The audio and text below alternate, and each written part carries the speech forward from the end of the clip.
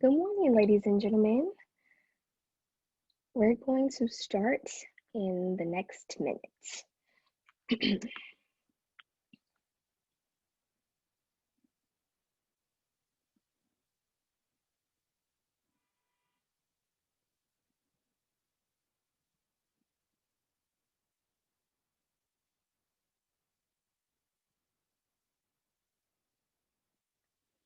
Welcome this morning. My name is Kristen Swims, and I am a career counselor in the Office of Career Development. Today, we're going to talk a little bit about how to write a resume and an intro to career development in and of itself. So I'm going to be sharing my screen. I wanted to make sure you saw my face first, but I'm going to be sharing my screen throughout the presentation.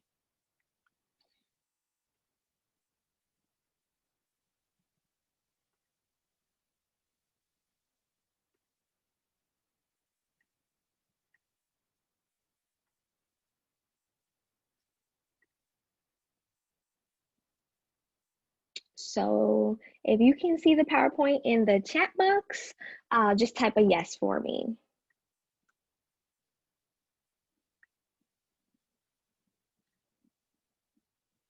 Or you can even say yes out loud.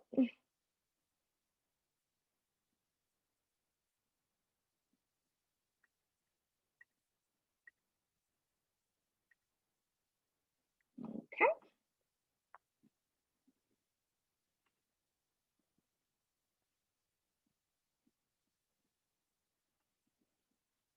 All right.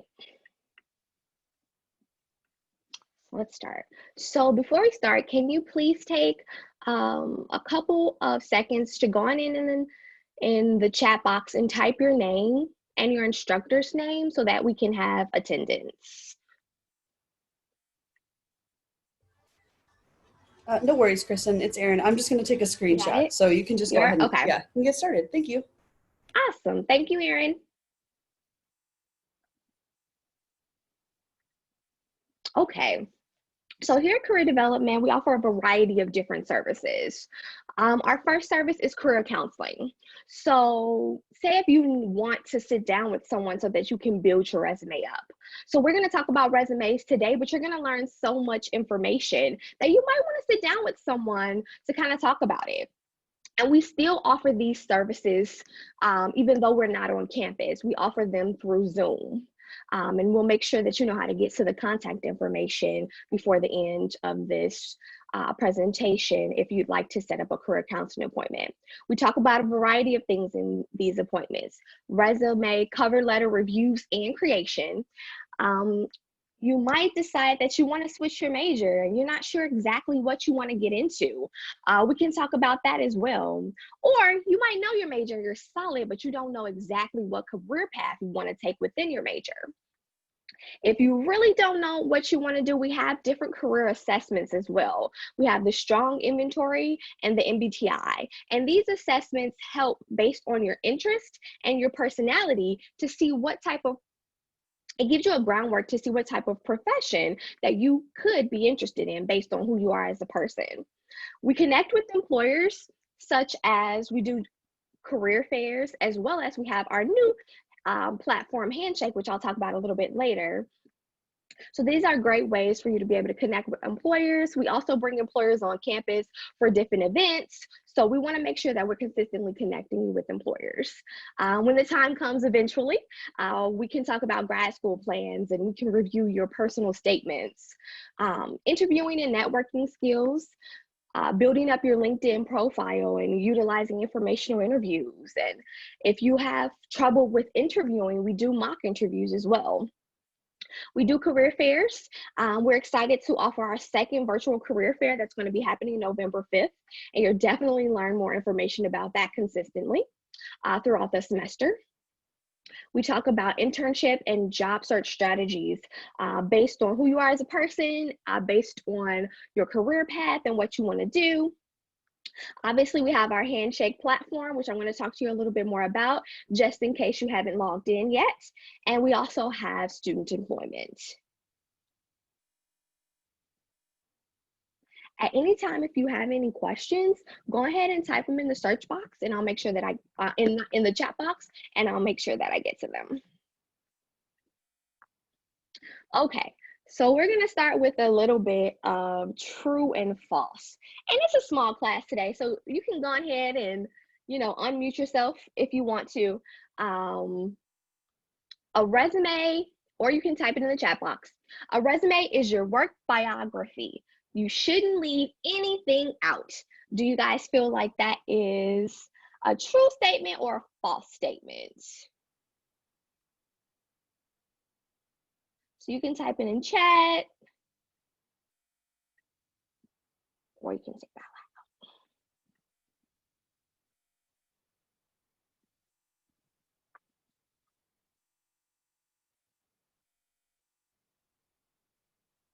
And that's basically, do you feel like you should add everything in your resume?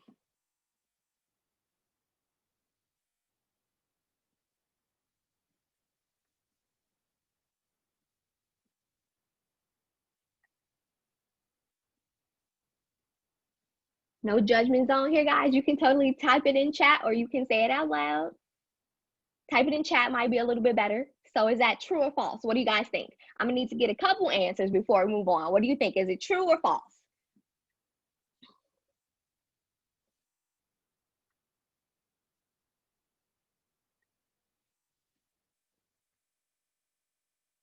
Okay, thank you for participating. A couple more, guys.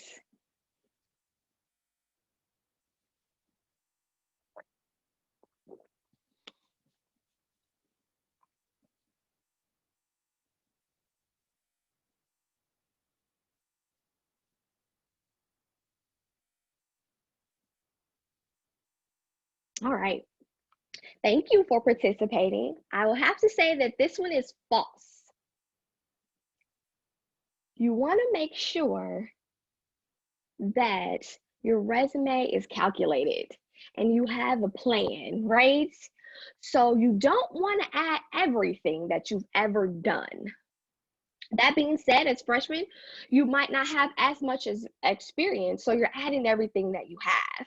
But when you're gaining experiences throughout your time here at Roosevelt, when you're joining clubs and when you have internships and work experience on the side part-time, you want to make sure that you're adding things with meaning. And when I say that, I think about, well, what do you want the hiring manager to specifically know about you? That being said, you don't have to add everything, but we'll talk a little bit more about that. Thank you guys for participating. We have a couple more questions, so get comfy with it. Okay, true or false? A resume should be one page. So go ahead in the chat box and type true or false.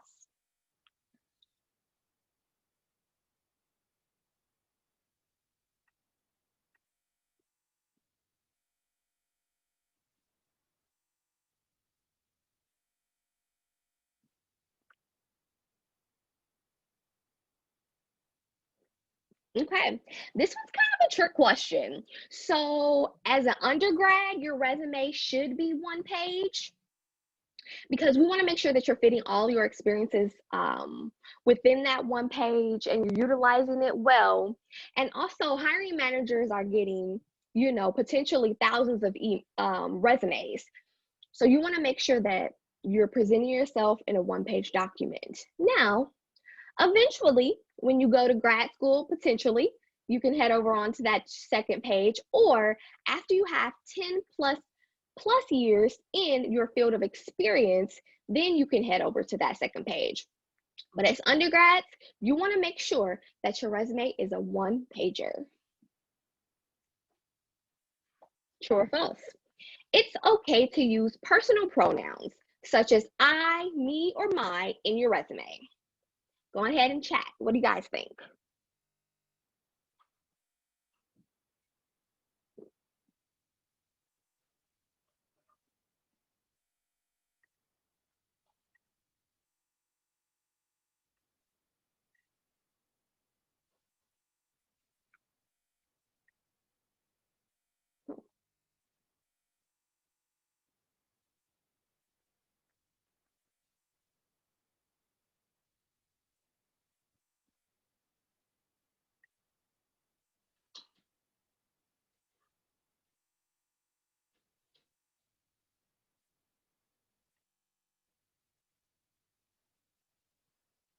All right, guys. So that one is false. Now, obviously, we're talking about ourselves, right? So, I probably would have put true before I became a career counselor as well. But in your professional resume, you want to make sure you're steering away from the I, me, or my within your whole document. And so obviously I'm going to teach you some ways to make that happen. And a lot of times we can literally just drop the I, the me, or my and add a word, and it usually just pans out just fine.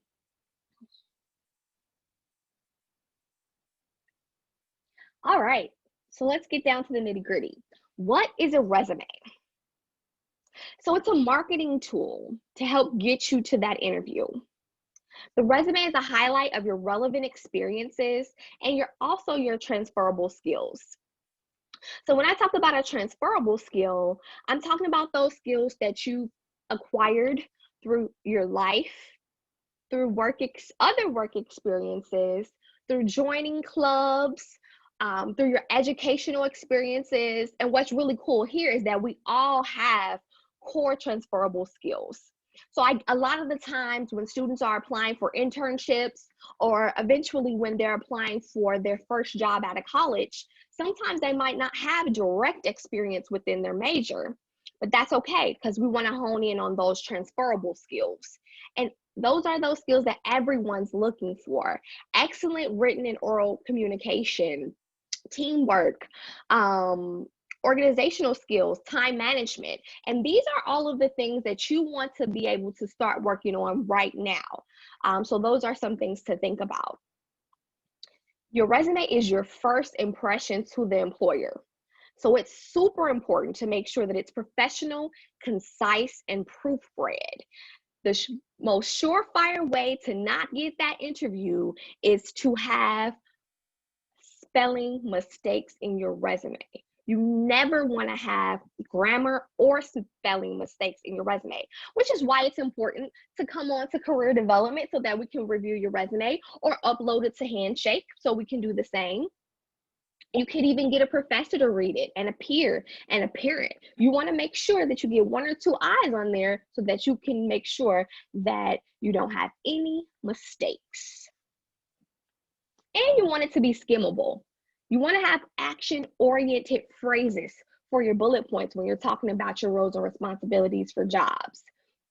And it needs to be neat.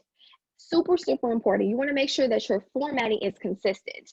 If you have a resume and it's proofread, it has great information, but your format is all over the place and your eye to paper feel is just, it's wacky, the employer is going to throw that resume out too. So this is why it's so important. This is why we do a whole presentation on it, because your resume is a super important document. You get that one shot to impress the employer to see if they want to even go on to your cover letter to see if they want to bring you in. So it's very, very important to start your journey in creating a resume as soon as you get to college. So I think it's just as important to know what doesn't belong in a resume as well, so you can steer clear of these things. So like we talked about, a list of everything that you've ever done doesn't belong in your resume. So right now as a freshman, your resume might be everything you've ever done, right? But as you continue to build your experiences, you can pick and choose what you want the hiring manager to know about you. And what I personally like to do is to have a master resume. And so the master resume is just for me. And it's everything that I've done. And based on what I'm applying for, I like to pick and choose so that I can make sure that I'm adding the most appropriate thing for the job that I'm applying to. So after your freshman and sophomore year, no more high school experiences. This is why it's important, even though it is harder during COVID-19 to join in on a variety of different activities, but this is why it's important to, potentially be a part of a group, do some part-time work, do internships in the future so that you can continuously build up your resume. No I, me, or my. In previous resume models, references available upon request was acceptable on your resume, but you don't want to have that anymore. You want to make sure that you have a reference document, but make sure it's separate and it's not in your resume. This is very important because you need people to be able to speak about you, speak about how you are as a student, how you are as a professional or a person. So I always say, make sure you start thinking about when you have different experiences, like class experiences, make sure that you're actually participating. Make sure that you're actually, interested, because this person might be your reference one day. And you want to make sure that your reference has really, really good things to say about you. When you add your references to your reference document, you want to make sure you have their name, first and last, what's their position, how do you know them, and one phone number and one email, because the last thing the hiring manager wants to do is try to find this person all over the world. So keep it concise there as well. You want to make sure you steer away from personal information, photographs or hobbies. The only way a photograph is acceptable is if you're in CCPA, if you're in the performing arts, because that's standard. But if you're not, stay clear of that information. Don't add your hobbies on, none of that. So no fluff or non-essential information. Pop quiz. How long do you guys think employers take to look at your resume? That first time they got 1,000 resumes to review. How long do you think they're going to take? Is it 60 seconds, 1 minute? How long? So go ahead and add that in the chat box.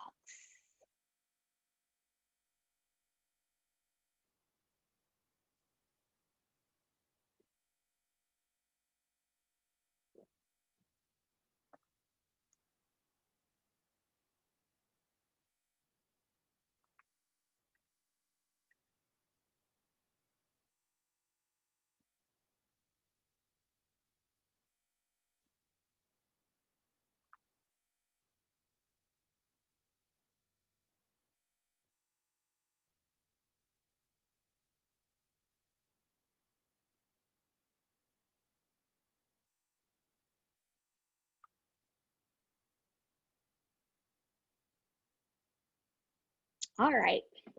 So you're going to get varied opinions about this. But many people say that on average, the employer only looks at your resume the first time around for about 10 seconds. This is a trained hiring professional. They have 1,000 plus resumes potentially. So they're really looking for those keywords. They're looking for those job titles. They're looking to make sure that you have great formatting, that you are purposeful, but they do this for a living. So they're getting in and out. So the idea is that you want to make it to that yes pile in that, 8 to 10 seconds. This is why it's so important. You have to leave your mark on somebody in seconds so that they can go back and look at that yes pal and then review it a little bit further, right? So obviously they're not going to be like 8 seconds and then, oh, I want you in for an interview. What they're going to do is they're putting people into a yes pal and people into a no pal. So then after you make it to the yes pal, they'll look at it a little bit more thoughtfully. And that's what you want to do. You want to create an amazing document so that you can get into that yes pal. Thank you guys for participating. Okay, so formatting tips. 1 page usually, we talked about that. You want to make sure that your font is legible. So I always get this, Kristen, I want to stand out. I want my resume to stand out. Well, you want the information inside your resume to stand out. That's the biggest thing, because you really want to make sure that the person can read it. So you don't want a cursive font choice, or you don't want anything like a fun font choice like Cosmic Sans. You want to keep it professional. So that's your Calibri, your Cambria, your Times New Roman, your Arial.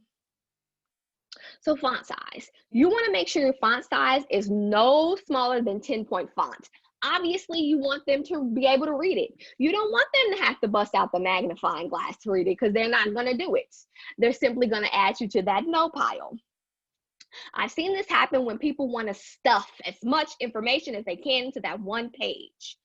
But that's where being thoughtful about it comes in, and that's where we can help you as well, to be able to kind of trim it down a little bit. On the same token, you don't want your font size to be any larger than 12-point font. I've seen this happen when people feel like they don't have enough to add into their resume. But you don't want it to be too big. I'd rather you have a half resume with just information that is actually just true than to actually have 18-point font throughout your resume. Now, this one is very important. No templates. This is so important because so many people use them, but there's some wacky things that happen with templates. A lot of the time, it's really hard for you as an individual to be able to continuously type into it.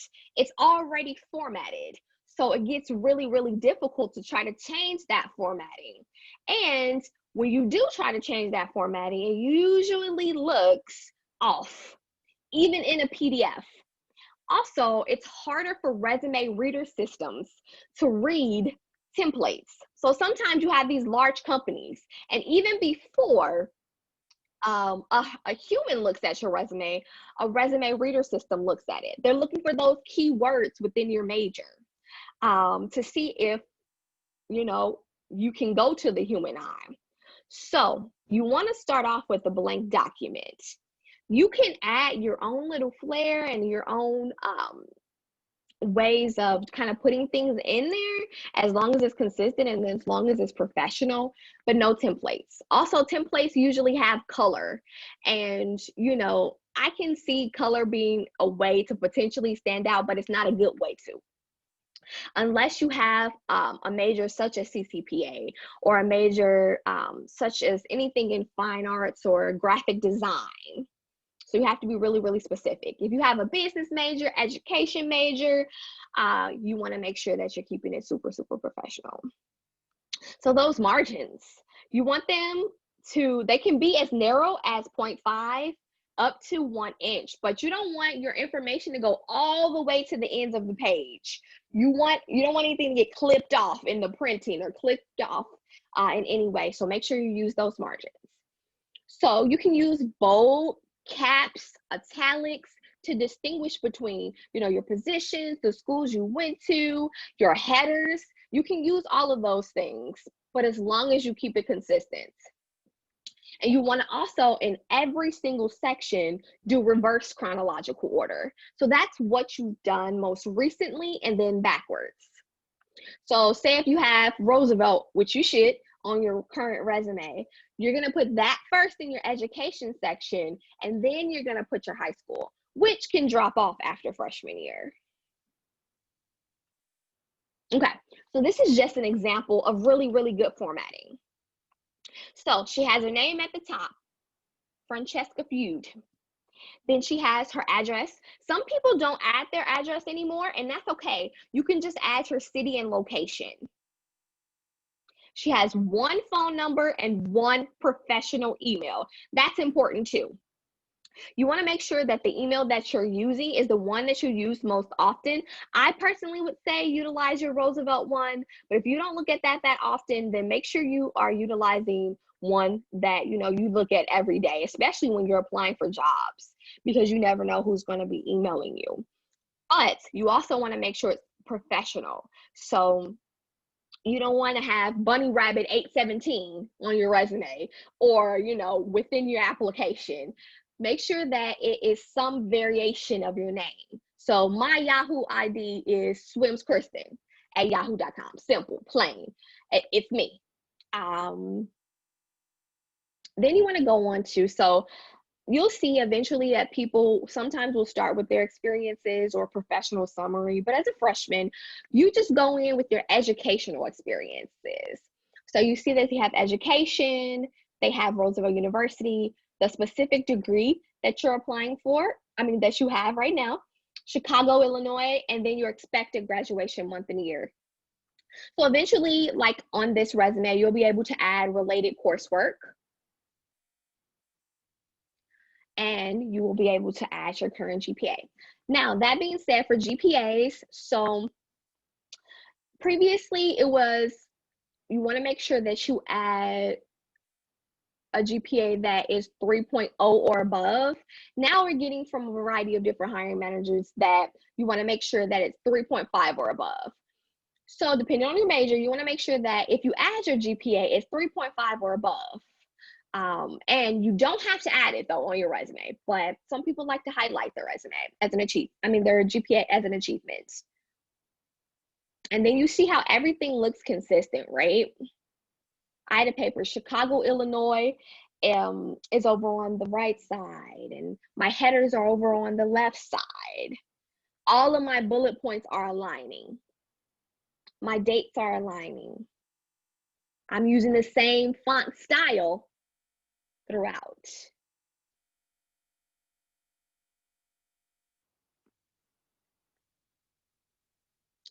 I want to stop here, and if anyone has any questions, they can feel free to ask in the chat box, and I'll get to those questions. So I'm going to move forward, but if you have a question, please add it to the chat box.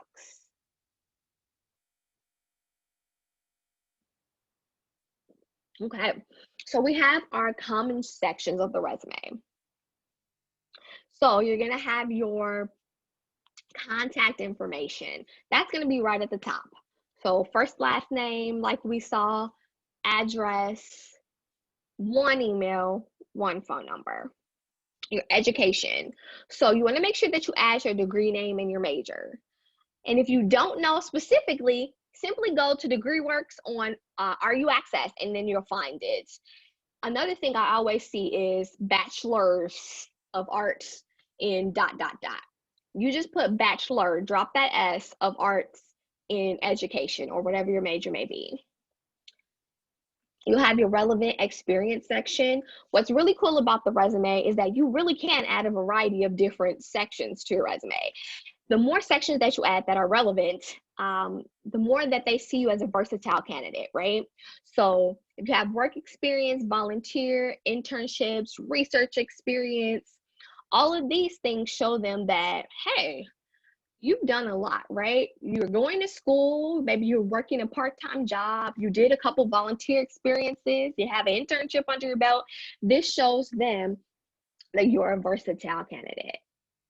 And then you can have skills. So you have those hard skills such as computer and language skills, and then you have those soft skills, some of those transferable skills such as oral and written communication, time management, things of that nature. And what I really like to do, especially when you're getting your majors, to Google skills for education majors, and then you can really be able to hone some of those skills that people are looking for, as well as add them to your resume. Okay, so articulating your experiences. Now, this one specifically is for club experience. So you want to make sure that you have your title. So this person is the treasurer, and you want to make sure you add the organization. It's the accounting club. Add your start date and your end date or present, and then add Chicago, Illinois. And then you want to add a couple of bullet points about what you do personally as a treasurer. So accept and record our membership dues and expenses. Pay vendors from treasurer for tips, events, and expenses. Develop a monthly treasurer's report for the club president and for the university. So this gives the reader a view of what you've done, right? So you can see how if I had just put treasurer, September 20, in the date, September 2019 to present, accounting club, Chicago, Illinois. You could add that, but you see how I might not know what a treasurer does in the accounting club, right? You see how adding the bullet points gives the reader a view of what you have specifically done.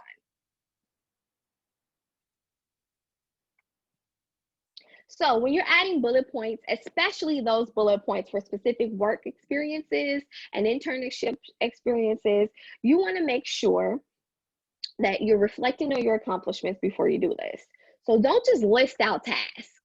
You want to add those specific roles and responsibilities that are meaty, right?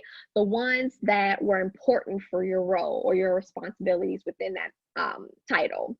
So what's really, really important is to make sure that you're not that you are listing out a complete thought.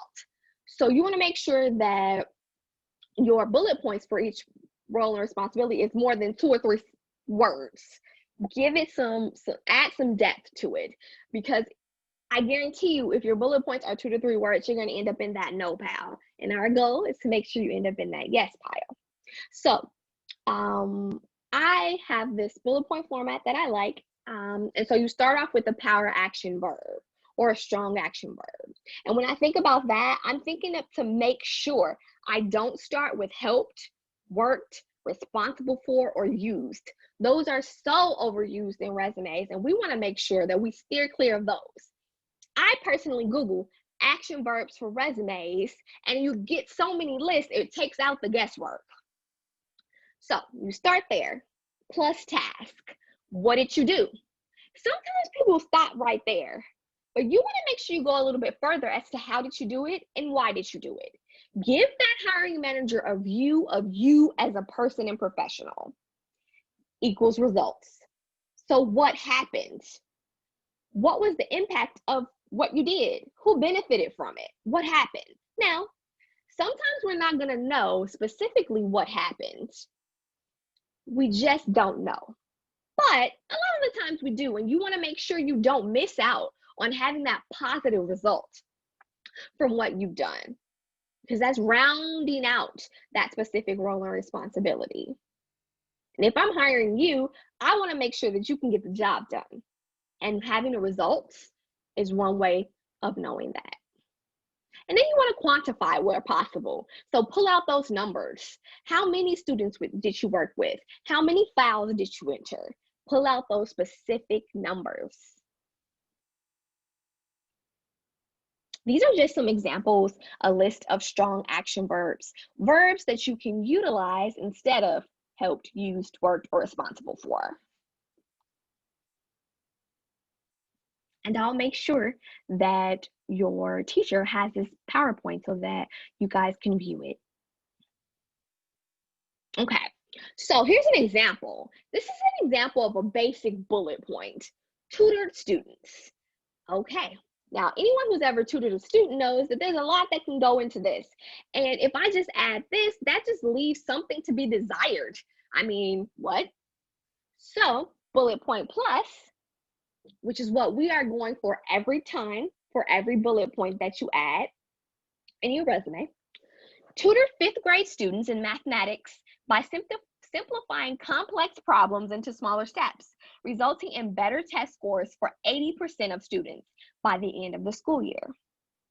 So I got a lot of stuff going on here. I'm starting with my action verb, tutored. Then I'm adding the specific grade level for the students.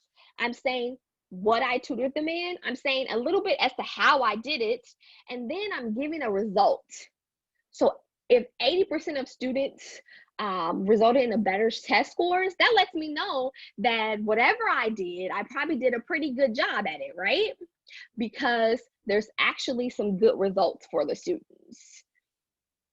So each, you see there's little steps in each. I'm pulling out those numbers, I'm putting that action verb in there, I'm saying how I did it specifically, and I'm giving them results.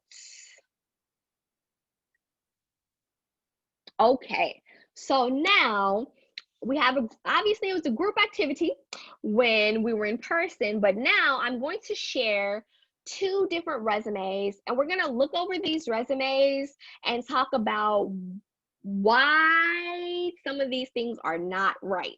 So you want to be able to identify why it's not right, and then also how can we fix it, right? So let me share my screen with that.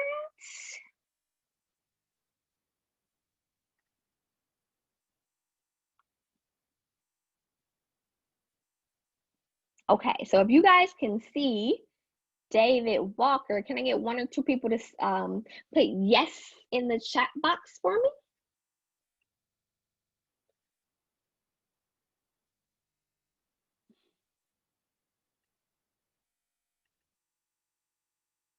Okay. So everybody see David Walker's resume?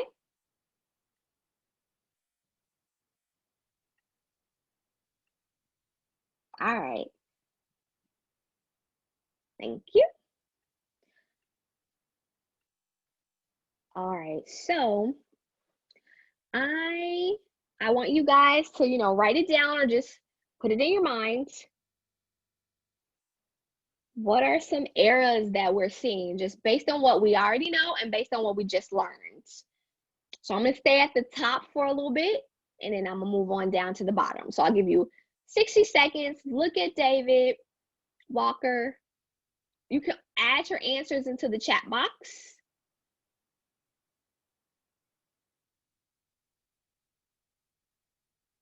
Or you can take note, and then I'll give us some time so that you can actually talk. So what's something that's just not right at the top of David's resume? There's a lot of things.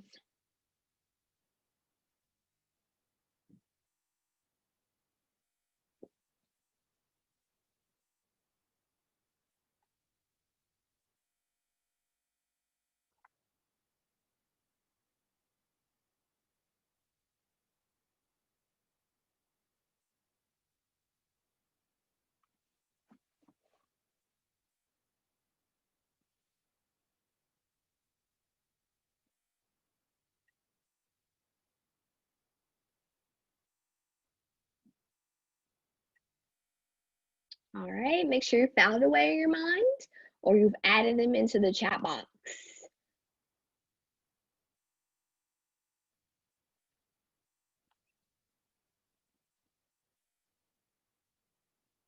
Okay, we're gonna head on down. So what are some things that you guys are seeing that just messed up, just not right?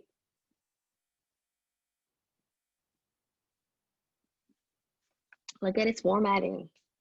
Look at its information, how he's adding it. Look at those colors. All right, and this is the bottom. Look at those words. There's a lot of different things going on for David.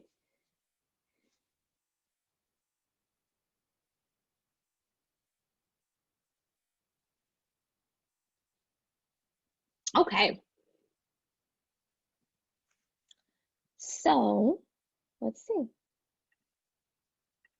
You guys can take yourself off mute if you'd like, and let's dive in. So a couple people, come on. Tell me what's wrong with David's resume. What are some things that he definitely needs to change? The font size. He put Mm-hmm. like too much information. Okay. Yeah, and he spelled some words incorrectly. Like his Yes, he grammar. did. Yeah. Definitely. Thank you. And when you say too much information, what do you feel like is too? Which one's too much information? Okay, can you scroll down? Mm-hmm. Okay, the first one, he put like way too much. Like he said what he do, but then he ain't have to say enforce like safety rules and stuff like that. Fair enough. One thing to make this look better would be to have bullet points. So you're Right. right. It looks like too much information because it's in paragraph formatting. So you guys want to steer clear of paragraph format because you're not trying to tell a story. You're trying to sell different roles and responsibilities, right? So if he would add a bullet point right there, it might look a little bit better because it shows, hey, these are some specific things that I am doing.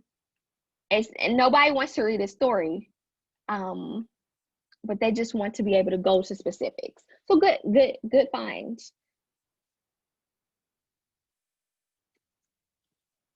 All right, come on, other people. We got a lot of stuff going on. There's a lot of things to be said for David here. He used a template. Mm-hmm. And what about this template specifically is just not super professional. What do you think?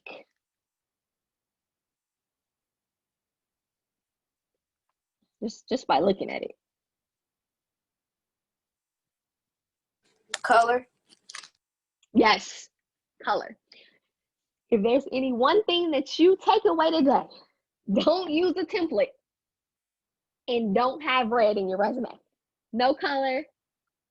If it's gonna be a color, you just have to have it. Make sure that you're not utilizing it overly. Make sure that it's something like dark blue, like for headers or something like that. But I would say straight black and white. Make your resume stand out by your information.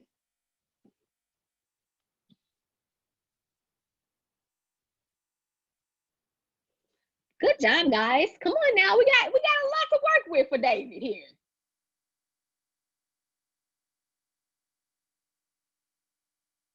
So a couple people type it in the text box. If you don't want to say it out loud, that's fine. Or feel free to share. When you see it, say it.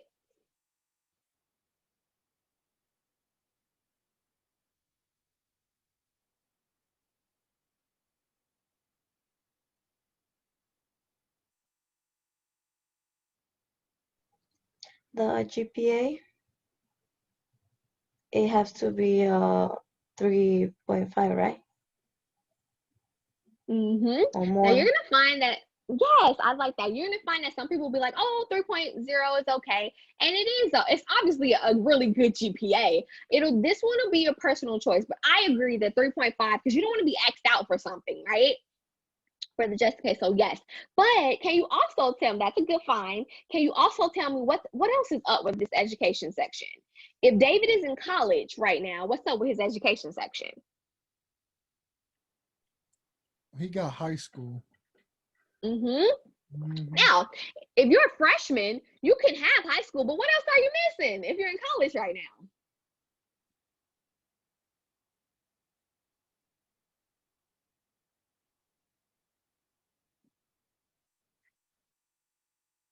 What college you're in? Yes, definitely. You want to make sure that you're adding Roosevelt University, Chicago, Illinois, your expected month and year of graduation date, and your major. So bachelor's of, so when I went to Roosevelt, my major was Bachelor of Arts in Elementary Education. So you want to make sure that you're adding that. You can still have high school if you want to as a freshman, especially if you're adding like volunteer experiences from high school. But, as you enter sophomore year, you want to make sure that drops off. So you guys have found some really good ones.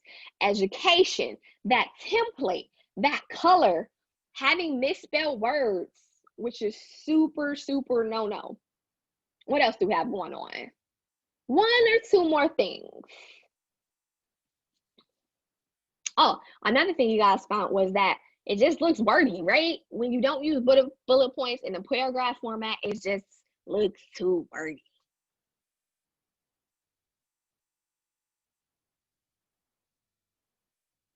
All right.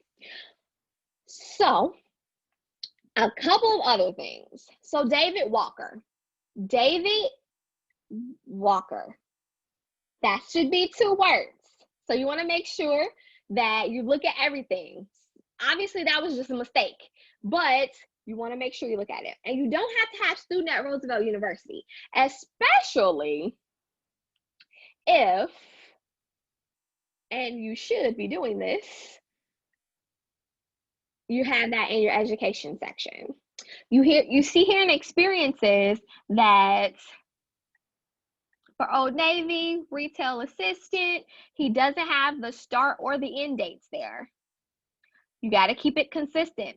For the experiences, he doesn't have the city and location. You want to make sure you have that as well. The skill section is off. It's up and it's above the experience section, which is making the format look wacky. And if you have a skill section with the word skills, which it should be, you want to make sure that you're adding more than one skill, right?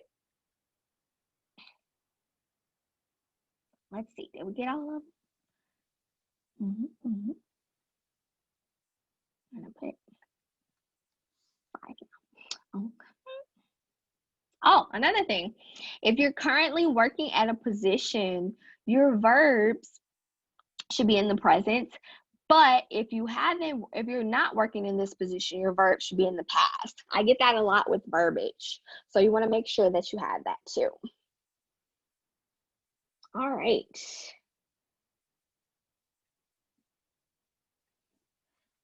We have one more.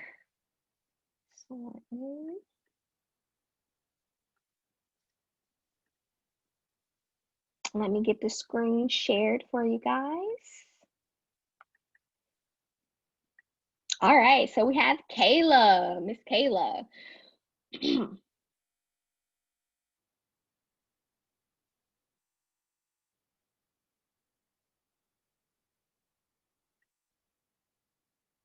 So I just need one person to let me know that they can see Kayla. You can just turn yourself off of mute and let me know. Can you see Kayla?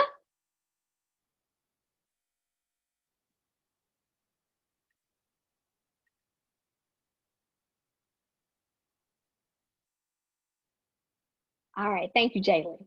All right, so what are some of those mistakes that Kayla has here? And we'll make this one pretty quick for time's sake.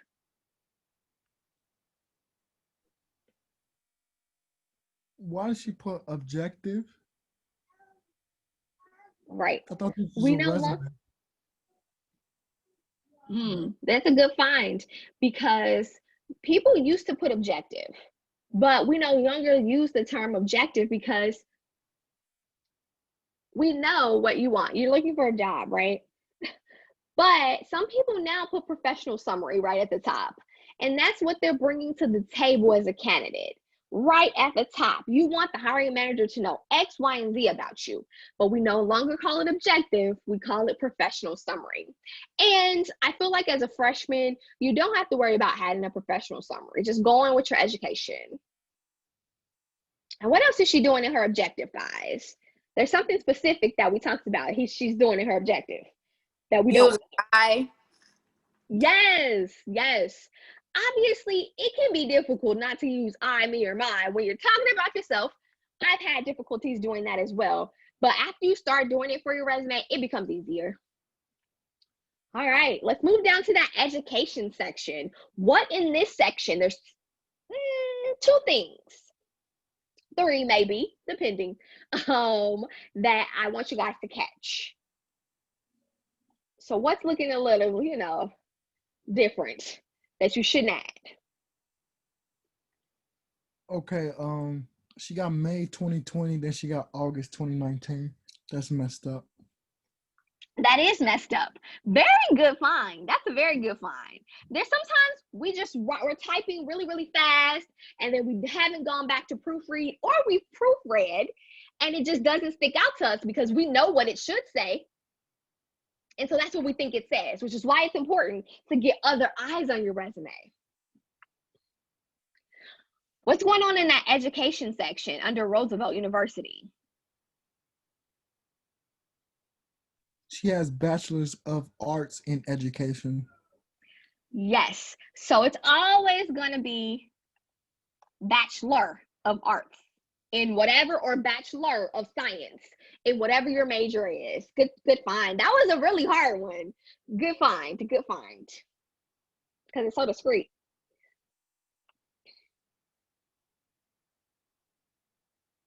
And for the sake of time, I'm going to put, yes, the GPA. Now, I mean, that's not too shabby, right? But if you're going to add it into your resume, you want to make sure that it's that at least that 3.0 or above. Good job, guys. Okay. There's something about these bullet points and the dates that's off. So even though, the dates are switched back and forth, we know she's no longer working there. So what should her verbs be? Past tense. right? Yes, I get this all the time where we just forget to change our verbiage up, but that's an important thing to do. So obviously you want to continuously update your resume. It's so important.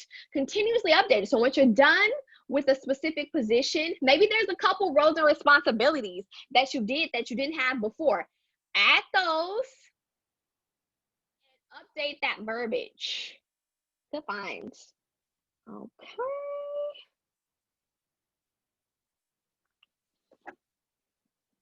So we're going down. This is volunteer experience and skills. Check out those headers. What's inconsistent here? Just based on here, based on work experience, volunteer experience, skills.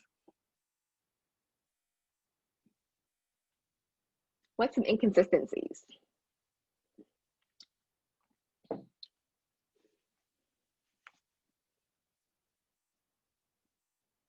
She didn't What's up with highlight the the references. She didn't highlight the references like she did the school and reading matters program and skills. That's a good find. It's not consistent, but also what about references? The number. Okay. It looks Something weird. else for your resume. Do you want to add them? No. You got it. No. Yes. Yes. So for your resume, don't add references directly on. You want to make sure that you have a separate reference document. You want people to be able to talk about how great you are and how wonderful you are as a student and a professional, but don't add them on your resume. Have a different document. And remember, don't just have their name and their phone number. You want to have their name, what their title is, what company they work for, how do you know them, whether you're a supervisor, whether you're a professor, and one phone number and one email as well. Now, for this skill section, you see how the header jumps to the middle when every other header is to the left? That's super important, keeping everything consistent, and the font size is a little bit smaller than the other ones as well. So I will pull skills all the way over here and make sure that the font size is just the same size. Now, if you have skills, you want to have a robust skill section. Good at Microsoft Office is not going to be what you want to add. You want to add a proficiency level. So proficiency levels are going to be beginner, intermediate, proficient, and some people like to say expert. So whatever you add, make sure that you're at least in that intermediate stage. So whatever you add, intermediate in Microsoft Office would be acceptable. And maybe you're not intermediate in everything in Microsoft Office. Just add what you are. And maybe you're proficient in some. Make sure that you add that. So I would say proficient in Microsoft Word, proficient, or don't say it over again, but proficient in Microsoft Word, Publisher, and PowerPoint. And then I probably put a comma, intermediate in Excel. Also, the fluent in English piece. Because English, even if the English is your second language, because English is America's first language, you don't have to add that. But you can add language skills for sure. Just as long as it's a different one outside of English. All right, guys. Let's go back to our presentation and wrap up.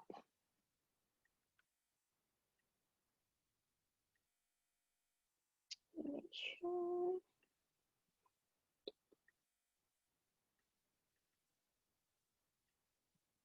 All right, thanks for your participation. Give me 1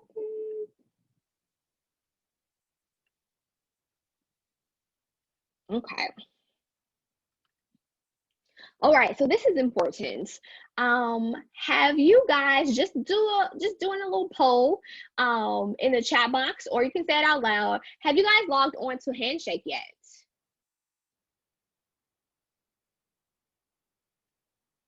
So you can just put a quick yes or no. Okay. Now, that being said, have you guys gotten the email though to log on? Because I do need to know, because if you haven't, I want to make sure you get it.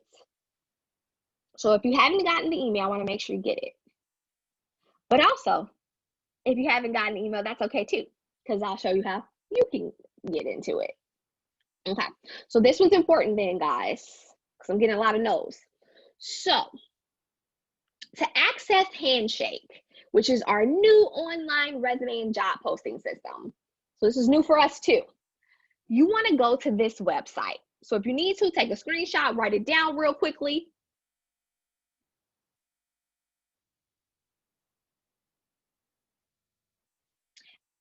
After you put this in your search box, you want to make sure you go to the blue button here. And what's really cool is you can log in using your RU Net ID. So, excuse me, this is already your information. So you don't have to have a new password or anything. Remember, use your RU Net ID.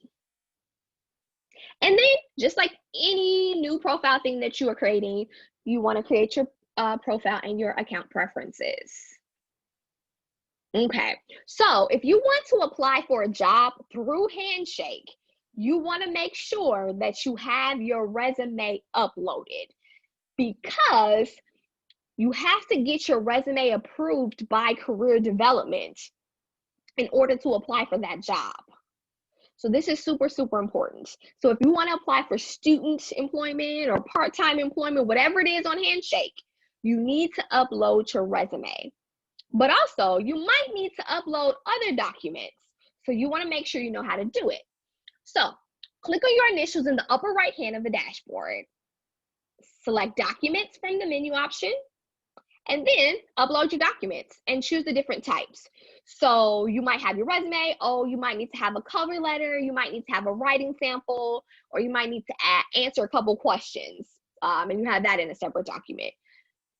Then you can upload it utilizing there. It's pretty easy once you kind of play around with the different things, but adding the documents is pretty straightforward. So job searching on Handshake, you want to click on the jobs tab, and then you want to filter it out, right? You don't want to look at all the jobs on Handshake, right? Because you can get really inundated and it's a lot of different ones posted. So you want to narrow it down a little bit, right? So if you're looking for on-campus or internship or part-time or full-time, at a location that will specifically work for you. Make sure you read the application and their requirements very fully, because I've done this multiple times myself, where I read a job application and I start reading the top and I'm like, oh, this job is amazing. And then they're like, 20 years of experience. So you want to make sure you read through it so that you make sure that you, meet the requirements for the job. And some jobs or internships will have you apply utilizing an external link. So make sure that you just click that link and utilize that, because sometimes you can apply directly on Handshake and sometimes you can't. Remember, you need to have your resume approved in order to apply for things directly on Handshake. So every now and again, we get fraudulent employers and email spoofing. So a fraudulent employer is someone who is basically hacking our system. And they're impersonating having a job or an experience, and it just doesn't quite sound right. So these are some key giveaways.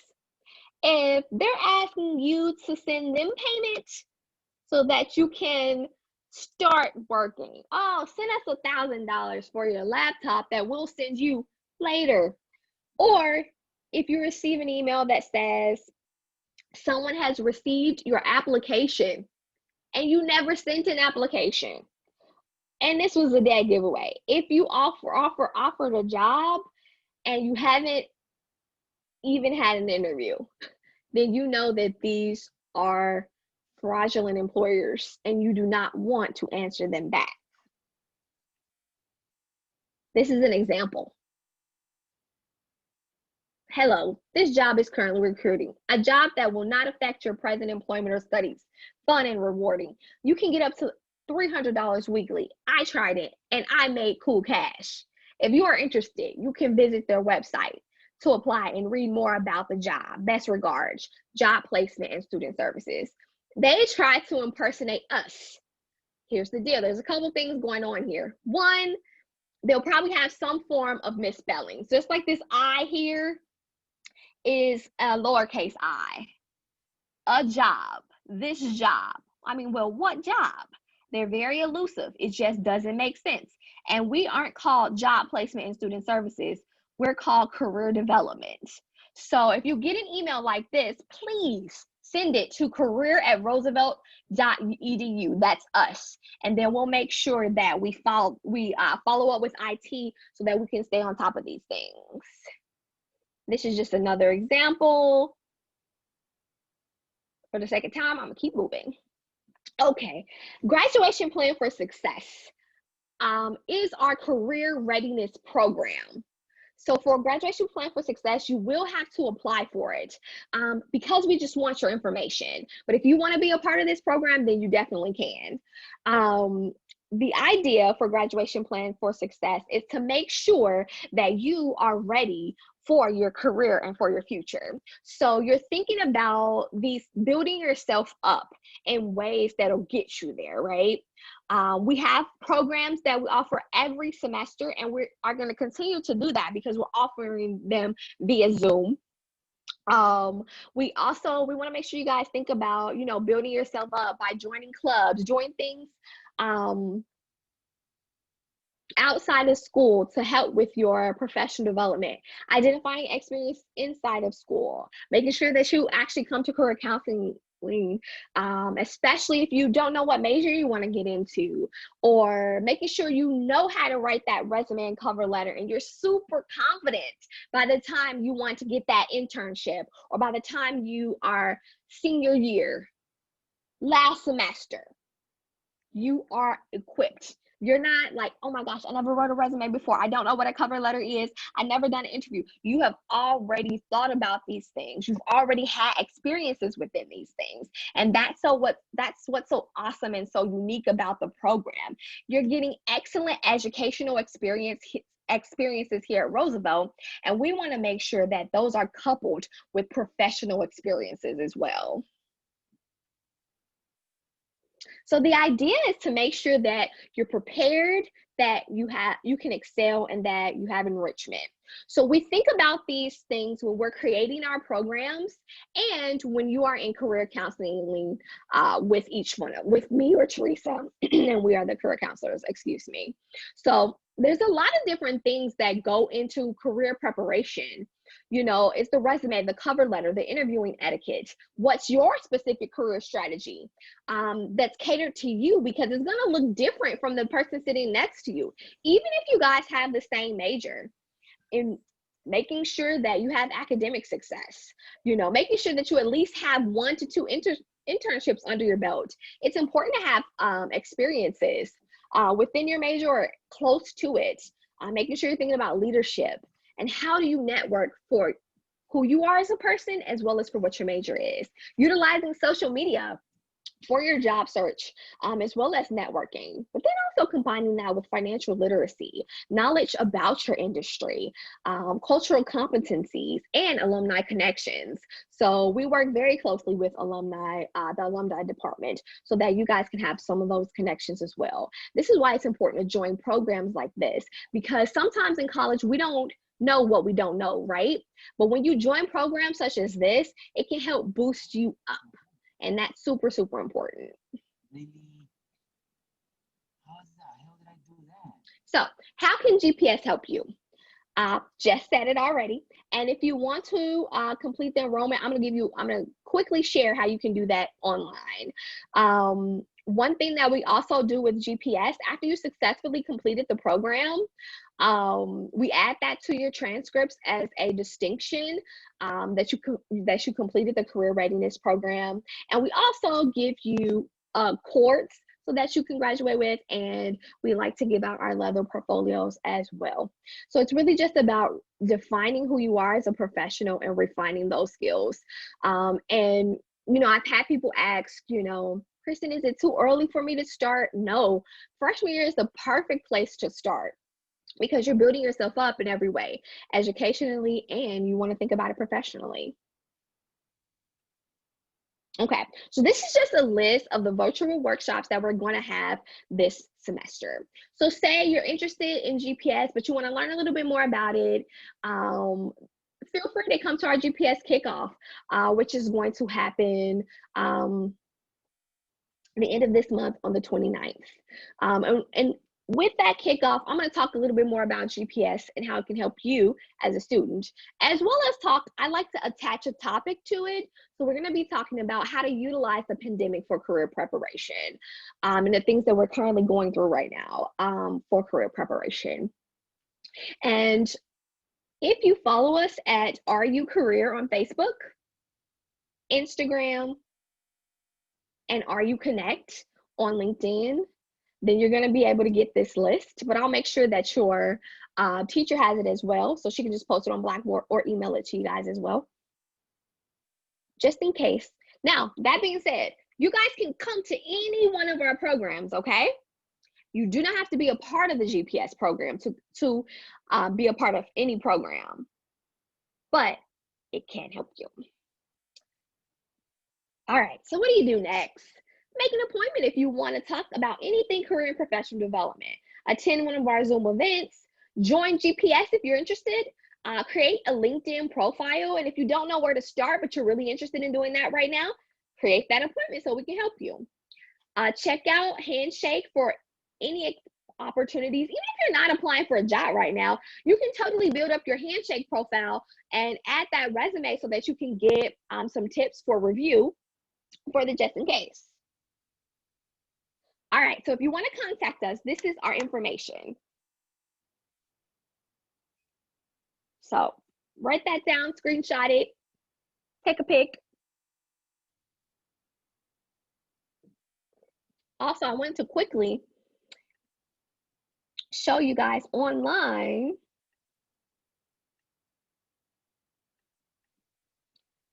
how you can get to GPS to learn a little bit more about and to sign up.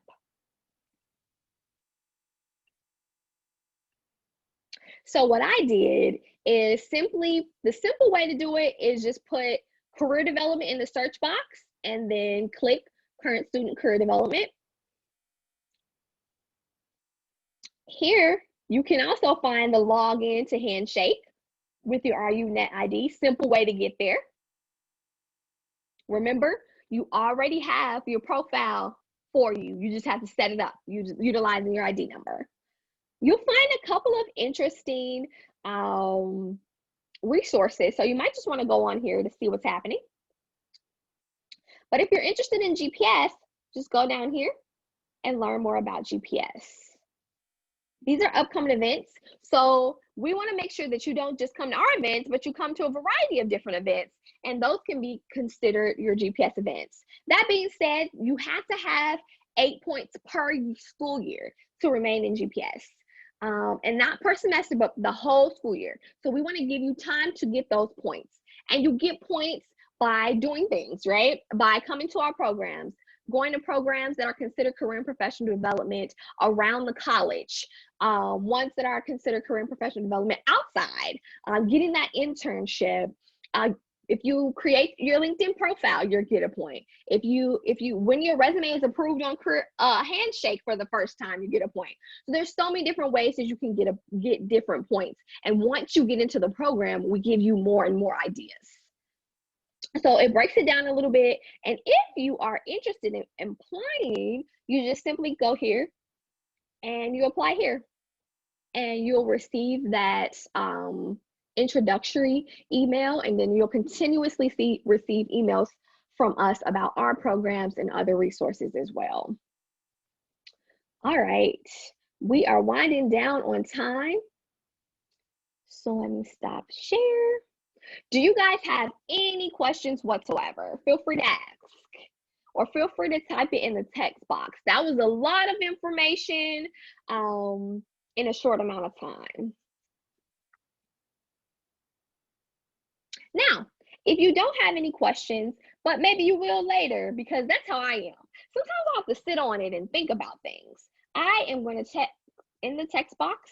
This is my direct email at Roosevelt. So you can have that.